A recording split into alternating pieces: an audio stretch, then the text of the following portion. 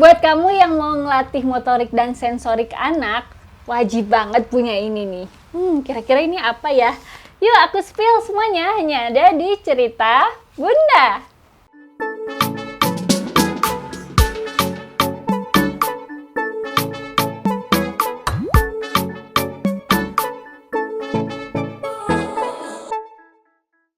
Hari ini aku mau spill flashcard ya teman-teman. Di sini tuh flashcardnya bisa untuk usia 1 sampai 5 tahun ya. Buat teman-teman yang pengen ngajarin anaknya ya untuk motoriknya, sensoriknya, terus untuk anak-anak hiperaktif juga. Di sini tuh ada stimulasinya ya teman-teman, harus ngapain aja. Nah, selain itu di sini juga ada flashcard buat kosakata sambil nemenin anak-anaknya itu belajar ya teman-teman ya. Teman-teman bisa sambil main juga gitu. Aku buka ya teman-teman ya. Ini yang pertama ada flashcard seri kosakata benda A sampai Z dan juga angka. Nih. Dalamnya tuh kayak gini. Nih. Jadi di sini udah dilengkapin juga nih teman-teman nih, kayak ini. Wah, wajan. Terus di sini juga ada tulisannya dan ada titik-titiknya. Jadi teman-teman tuh bisa ngajarin anaknya buat nulis juga nih, buat anak-anak yang udah 4 tahun atau 5 tahun. Ini bisa diikutin garisnya ya, jadi sambil main sambil belajar. Nah, terus di belakangnya juga teman-teman bisa lihat ya, di sini tuh ada wajannya tuh, wajan apa lebih spesifik lagi. Ada yang bersih, ada yang kotor. Ini jadi sambil teman-teman belajar kosakata, belajar nulis, dan juga belajar juga nih kayak gini. Ini ada yang bersih, ada yang kotor, jadi lebih detail lagi gitu teman-teman. Dan si anak juga kalau kayak gini dia jadi lebih aktif ya. Nah, selain itu di sini ada angka juga ya teman-teman tuh. Sini ada angka. Terus di sini kayak ada nasi gitu ya. Kita bisa lihat nih. Ini ada apa nasinya ada berapa? Ada 4. Ini angkanya. Angkanya tuh bisa teman-teman kasih juga nih ke anak-anak nih. Mau nulis gak gitu? Karena ini udah ada titik-titiknya. Nih. Nasi. Nah, terus ini juga nih. Ini ada sinonim juga ya. Misalnya dari sini, dari huruf U, uang. Nah, uangnya tuh ada yang sedikit, ada yang banyak. Yang sedikit mana, yang banyak mana. Ini bisa sambil main games juga sih ya menurut aku ya, sama anak-anak. Dan ini masih banyak lagi ya teman-teman ya. Nanti kalau misalnya teman-teman mau, teman-teman langsung cek aja link pembeliannya di bawah ini ya, di bawah video ini. Terus di sini pokoknya masih banyak lagi ya tuh. Di sini ada binatang-binatang juga ya. Ini ada binatang yang larinya tuh cepat, yang ini lambat, kayak gitu-gitu teman-teman ya. Nah, lanjut ya teman-teman ya. Di sini aku mau kasih lihat ya. Ini untuk anak hiperaktif dulu nih teman-teman ya. Jadi ada juga beberapa anak yang mengalami anaknya tuh nggak bisa diem teman-teman ya, hiperaktif. Nah, terus tuh harus gimana? Karena biasanya anak-anak hiperaktif ini tuh di TK tuh susah diterimanya ya teman-teman. Alhasil anak-anak itu harus diterapi. Nah, kalau misalnya teman-teman nih nggak ada biaya buat terapi anaknya gitu ya, karena kan seperti yang kita tahu kondisi keuangan atau perekonomian keluarga itu beda-beda ya teman-teman, nggak bisa samain. Kalau misalnya kita punya dananya ya bisa aja kita terapiin anaknya, tapi kalau misalnya nggak punya ya mau nggak mau harus kita yang lebih sabar untuk ngajarin anak-anak kita gitu. Nah, teman-teman bisa beli ini ya teman-teman ya, ini menurut aku bisa membantu juga nih. Di sini ada tulisannya ya teman-teman ya. Jadi di tuh ditulisnya itu pematerinya tuh memang dia penulisnya adalah terapis okupasi ya, namanya Kak Aulia Fitriani. Dia terapis okupasi dan dia bikin petunjuk-petunjuk seperti ini biar kita tuh di rumah bisa bantu anak kita yang hiperaktif tuh biar lebih tenang gitu ya teman-teman. Nah, ini aku bacain ya teman-teman ya. Anak yang masih kesulitan untuk mengontrol gerakannya hingga sering membahayakan dirinya atau orang lain, itu namanya anak hiperaktif ya teman-teman.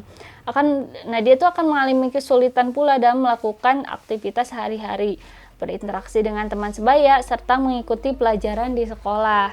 Stimulasi sensori dan motorik yang tepat diperlukan agar memiliki kemampuan yang lebih baik dalam mengontrol gerakan tubuhnya.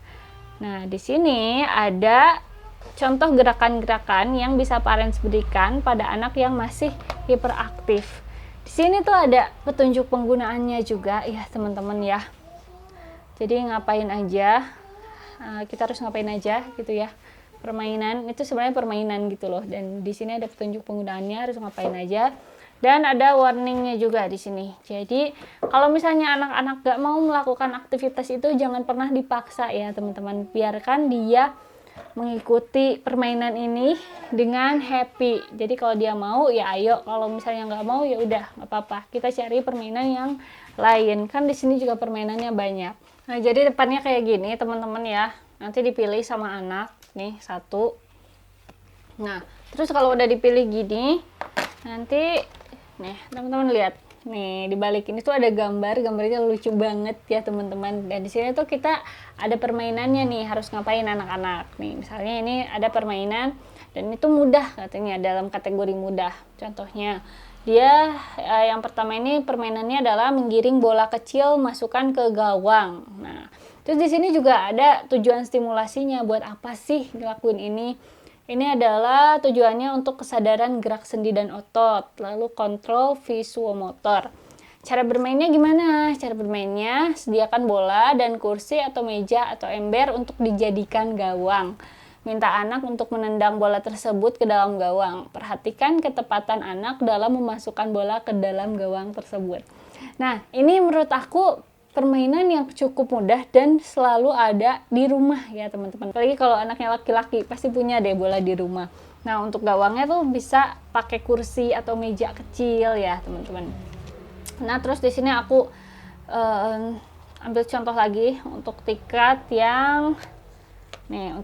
yang medium ya. Jadi di sini ada tingkatannya dari mudah ke sulit ya, mudah, medium, sulit. Nah ini yang medium. Yang medium adalah lompat satu kaki, lompat dua kaki terbuka ya. Jadi si anaknya, karena anak ini hiperaktif, jadi coba disuruh lompat gitu ya. Nah tujuannya untuk apa sih? Untuk kesadaran gerak sendi dan otot. Cara bermainnya, sediakan evamat kotak jika ada. Minta anak untuk lompat maju dengan merapatkan kedua kakinya, lalu dilanjutkan lompat maju dengan membuka kedua kakinya. Perhatikan cara anak merencanakan gerakan kakinya dan kemampuannya untuk mengingat urutan gerakan buka dan tutup kakinya. Nih, kayak gini teman-teman. Ya. Jadi teman-teman kalau misalnya nggak ada mat gitu ya di rumah teman-teman bisa pakai apa aja gitu ya. Misalnya kalau teman-teman ada kapur gitu ya di luar ruangan, pakai kapur.